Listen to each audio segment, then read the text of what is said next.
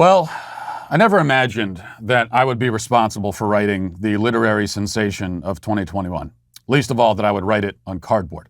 And yet, my book, Johnny the Walrus, about a boy who identifies as a walrus, and is now available at johnnythewalrus.com or on Amazon, has taken the world by storm. Critics are hailing it as a masterpiece. I haven't heard any critics say that exactly, but it's safe to assume that they probably have said it. But forget about the critics. Just listen to some of these emails I've received. I've gotten a lot of emails from people who've gotten the book or reacting to the book. Satisfied customers have messaged me stunned by the sheer depth and breadth of my trans walrus novel. One reader said, WTF, is this supposed to be serious? Another raved, kind of expensive for a board book. And still another proclaimed, this is the weirdest thing you've done. And another tells me that the book is, quote, funny, but, quote, pretty objectionable on a number of levels. See, these are significant accolades. And now we can add another. Johnny the Walrus is the #1 bestseller on Amazon's LGBTQ plus book list. Yes, on Sunday morning, the Lord's Day, a day after we had re-released the book on Amazon because our first run sold out in less than 24 hours, I awoke to discover that Johnny the Walrus had not only been categorized as an LGBT book, but had become the best-selling title in that genre and still is today. As it stands right now, my story about a trans walrus child is the #1 bestseller in LGBT books, beating out such LGBT hits as The 7 Husbands of Evelyn Hugo, Badass Affirmations, The Wit and Wisdom of Wild Women, the gay Christmas romance novel Only One Bed, a book called Mr. Naughty and Mr. Nice, and another book called Holla Gay. I never imagined I would beat out Holla Gay, but I did. Just to be very clear about this, because it seems I must emphasize this point. Johnny the Walrus is about a kid who identifies as a walrus and whose mother takes him to the doctor to have him surgically transitioned and gets him walrus hormone pills and then eventually tries to drop him off at a zoo to live with other walruses. This, Amazon has decided, is an LGBT story.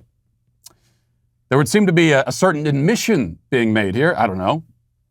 And you might even say that by writing a trans walrus kids book and not only topping the Amazon charts, but getting the book classified as LGBT, our plan has worked perfectly. You might say that this whole thing is our trolling masterpiece, our Sistine Chapel of trolling. That's one interpretation. But it's not the conclusion that I choose to draw from this situation.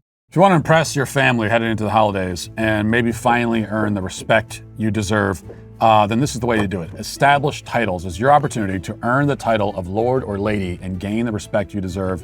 I still have not gained a lot of respect because I had a frame for my Established Titles document and it was taken from me. So now it's just, I guess I'll just tack it up on the wall like so.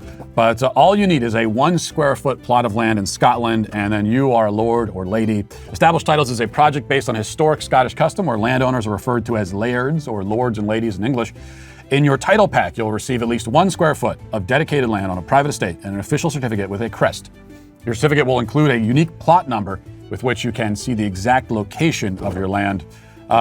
Established Titles is having a great limited time sale, so go to establishedtitles.com/Matt Walsh to save 10% off today.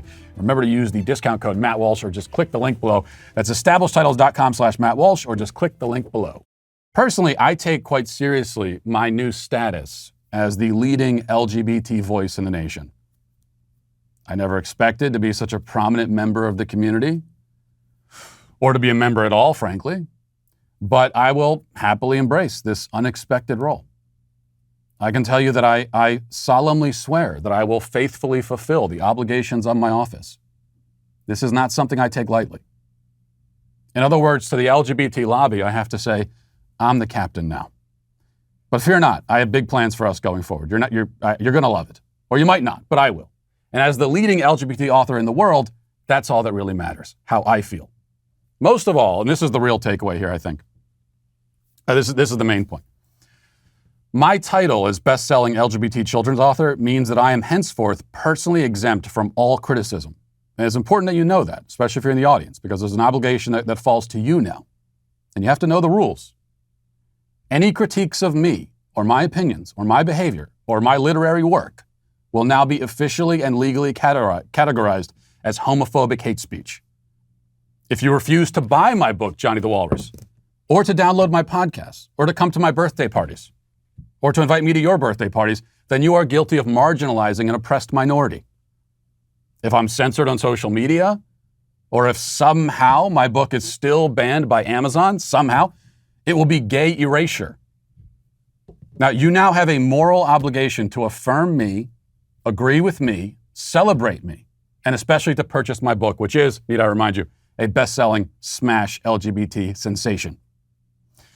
Now, those of you who have followed my work for some time know that I have long sought membership in a societally recognized victim group because I covet the power that such membership affords. Up to this point, I've had to make do with the fact that I'm a member of the visually impaired community. It's not great as victimization goes, but it's not nothing. Yet, even so, I've discovered that in the victimhood arcade, not many tokens can be won with mere physical impairments. If you want to be rich in oppression, truly wealthy, you have to find your way into the LGBT fold. And now, here I am. I can feel the power coursing through my veins. I am unstoppable.